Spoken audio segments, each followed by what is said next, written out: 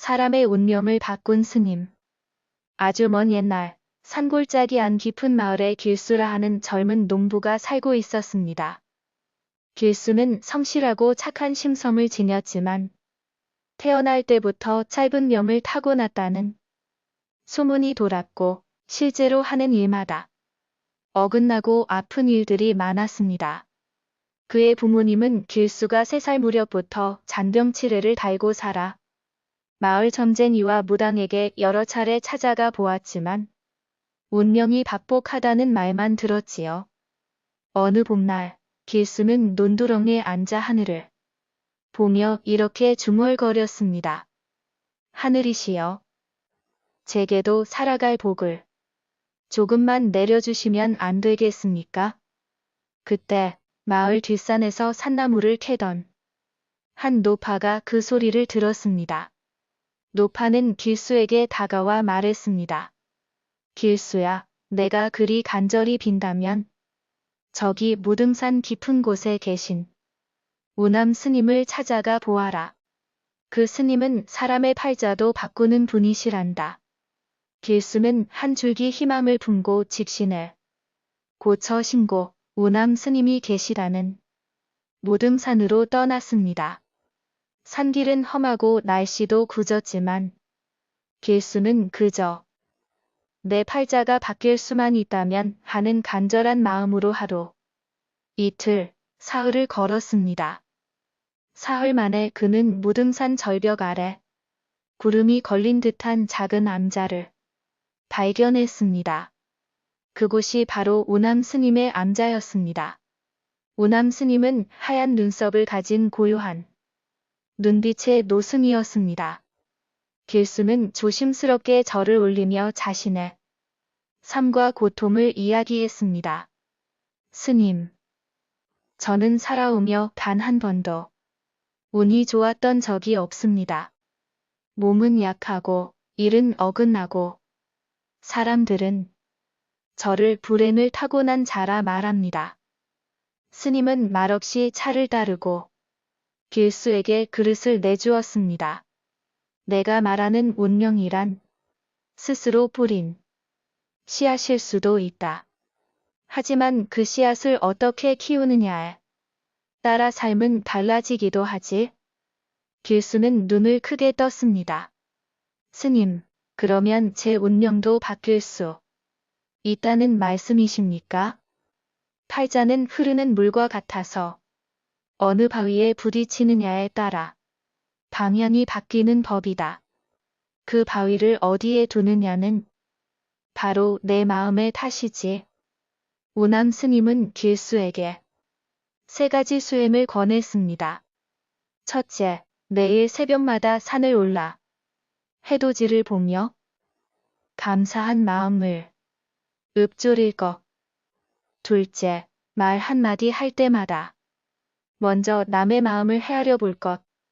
셋째, 하루에 한 번은 자신보다 어려운 일을 도울 것. 이 3가지를 100일간 지킨다면 너희 운도 물길처럼 달라질 것이다. 길수는 절을 하고 곧바로 산 아래로 내려왔습니다. 그리고 그날부터 새벽이면 일어나 동산 꼭대기까지 올라가 해돋이를 보며 읊조렸습니다. 감사합니다. 오늘도 살아있어 감사합니다. 그는 말조심도 하고 이웃이 무거운 짐을 지면 먼저 나서 도와주기도 했습니다. 처음에는 어색하고 힘들었지만 100일쯤 되었을 무렵 마을 사람들의 눈빛이 달라지기 시작했습니다. 길수, 요즘 얼굴이 참 편해 보이네. 그러게 말이에요. 웃는 모습이 저리 따뜻한 줄 몰랐어. 그리고 어느 날 시장에서 우연히 만난 부잣집 상인이 길수에게 말을 걸었습니다. 젊은이, 미안하지만 이 짐 좀 들어줄 수 있겠나? 길수는 흔쾌히 도왔고 그 일이 인연이 되어 상인의 땅을 빌려 농사를 짓게 되었습니다. 그 땅에서 첫 수확을 한 날, 길수는 수레를 끌며 다시 무등산을 올랐습니다. 그리고 암자 앞에 다시 섰을 때 스님은 이미 길수를 기다리고 있었습니다. 보아하니 내 마음의 물길이 옳게 흘러가기 시작했구나. 길수는 무릎을 꿇고 감사의 절을 올렸습니다. 스님, 제 팔자가 정말로 바뀐 것 같습니다. 이제는 고맙고 따뜻하고 살아있음이 기쁩니다. 스님은 고개를 끄덕이며 길게 말씀하셨습니다. 운명을 바꾸는 자는 하늘도 감동케 한다. 그대가 스스로를 바꾸었기에 하늘이 복을 내린 것이지. 길수는 마을로 내려와 상인의 도움으로 작지만 든든한 집을 얻고 정 많은 아내를 만나 슬아의 자식 셋을 두고 무병장수하며 살았습니다. 그리고 그가 세상을 떠나던 날 그의 유언은 이러했습니다. 내가 다시 태어나더라도 새벽을 깨우며 감사하던 그 시간들을 꼭 다시 살고 싶구나. 그 길이 내 운명을 바꾼 참된 길이었으니 그 이후 길수가 새벽마다 올랐던 동산에는 작은 비석이 세워졌습니다. 그 비석에는 이렇게 쓰여 있었답니다. 마음의 물길부터 다스려라. 이 이야기는 지금도 무등산 자락 어딘가에서 새벽 산책을 나선 노인의 입을 통해 전해지고 있다 합니다. 길수가 세상을 떠나고 그의 아들 가운데 둘째였던 기루는 아버지의 유품을 정리하다가 오래된 노끈으로 묶인 작은 수첩 하나를 발견하게 되었습니다. 수첩의 표지는 해묵은 종이 냄새가 났고 첫 장엔 이런 글이 적혀 있었습니다. 이 길이 진실로 복된 길임을 기록하노라. 그 안에는 매일 새벽 동산에서 아버지가 느꼈던 감사, 마을에서 나눈 웃음, 소소한 인연과 깨달음이 손글씨로 또박또박 적혀 있었습니다. 그 글들을 읽던 기후는 울컥 눈시울이 붉어졌지요. 아버지는 늘 팔자를 바꿨다고 말씀하셨지만 실은 마음을 바꾸신 거였구나. 기루는 깊은 깨달음을 얻고 그해 가을 자신도 아버지처럼 매일 새벽 산길을 오르기 시작했습니다. 처음엔 몸이 무겁고 졸음에 눈이 반쯤 감긴 채로 걸었지만 해가 떠오를 무렵이면 마음이 조금씩 맑아지고 있음을 느꼈지요. 그는 해돋이를 향해 매일 한 가지 감사할 일을 말하며 절을 올렸습니다. 오늘도 나를 낳아주신 부모님께 감사합니다. 오늘도 내 곁에 아내와 아이가 있어 감사합니다. 오늘도 숨 쉴 수 있어서 감사합니다. 이윽고 마을 사람들 사이에서도 기룬에 대한 말이 퍼지기 시작했습니다. 기룬이 요즘 아버지를 닮아간다더니 정말 사람 대하는 게 따뜻하더라. 그 집은 참 복이 도는 집이야. 대를 이어가며 사람 마음을 얻는 집이니 말이지.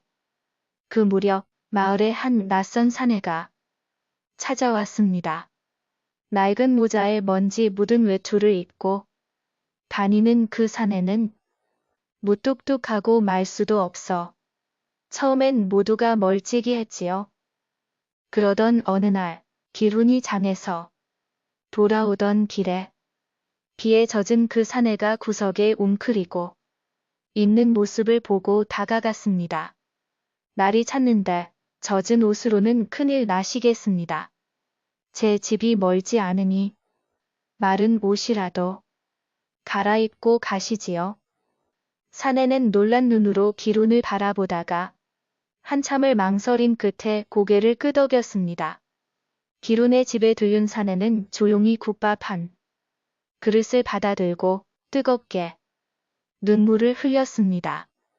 그는 과거 장사를 하다 망하고 아내와 아이도 병으로 잃은 뒤 세상에 마음을 닫고 떠돌다시피 살았던 사람이었습니다. 기룬의 따뜻한 한마디, 마른 옷 한 벌, 따끈한 국밥 한 그릇이 그 사내의 굳게 닫혔던 마음을 조금씩 열어주었습니다. 며칠을 머문 뒤 그는 이렇게 말했습니다. 내게 아직 살아야 할 이유가 남았다는 생각이 듭니다. 당신 같은 사람을 만나게 해준 하늘께 처음으로 감사하고 싶습니다. 이후 그 사내는 마을에 정착해 작은 목수 일을 시작했고 시간이 지나 다시 가족을 이루며 평범하지만 평화로운 삶을 살게 되었습니다. 그리고 마을 사람들은 그를 가리켜 길수의 손길을 이어받은 또 다른 복받은 이라 불렀지요. 그로부터 몇 년 뒤 무등산 자라 감자 근처에 새로 생긴 작은 찻집 간판엔 감사의 물길라는 이름이 적혀 있었고 그 안에는 매일 해돋이 전 손님을 위한 따뜻한 차 한 잔과 우남 스님의 말씀을 엮은 작은 노트가 놓여 있었다고 합니다. 그 찻집의 주인은 바로 기룸과 마음을 되찾은 그 사내였습니다. 그리고 매년 길수의 제삿날이면 마을 사람들 수십 명이 동산에 올라가 해가 뜨는 그 시간 모두 함께 고개를 숙이고 읊조렸답니다. 마음을 가꾸게 하소서. 그 마음이 모여 이 세상도 따뜻해지기를. 이후로도 길수의 집안은 세대를 이어 팔자를 바꾸는 감사의 길을 지켜갔다고 전해집니다. 운명은 그렇게 한 사람의 실천으로 다음 사람의 삶을 바꾸어 갔던 것이지요. 들어주셔서 감사합니다. 구독과 좋아요 부탁합니다.